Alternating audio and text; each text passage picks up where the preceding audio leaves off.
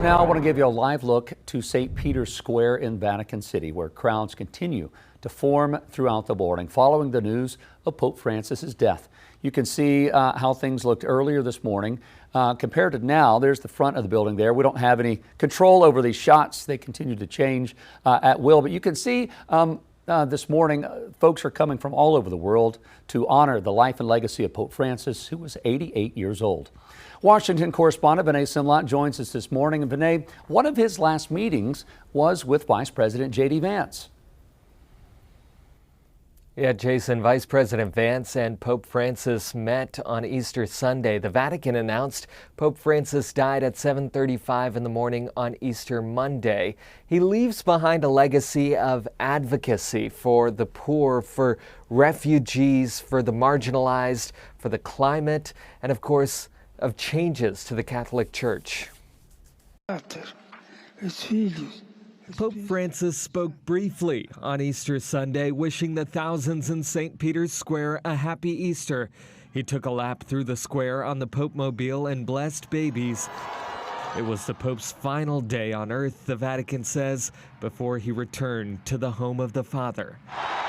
Jorge Mario Bergoglio was elected Pope Francis in March of 2013 after the surprise resignation of Pope Benedict XVI. Supporters say he brought a breath of fresh air into a 2,000-year-old institution.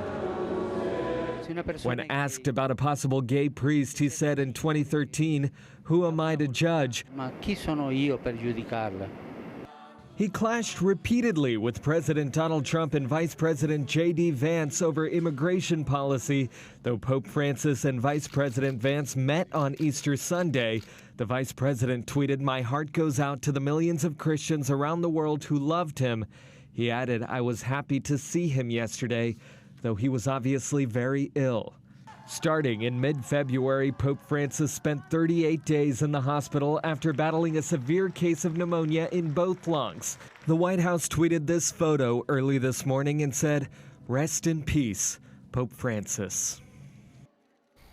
And the Pope suffered from chronic lung disease. He had part of one of his lungs removed when he was younger. In the statement announcing his death, the Vatican says Pope Francis taught us to live with universal love, especially in favor of the poorest and most marginalized. Jason?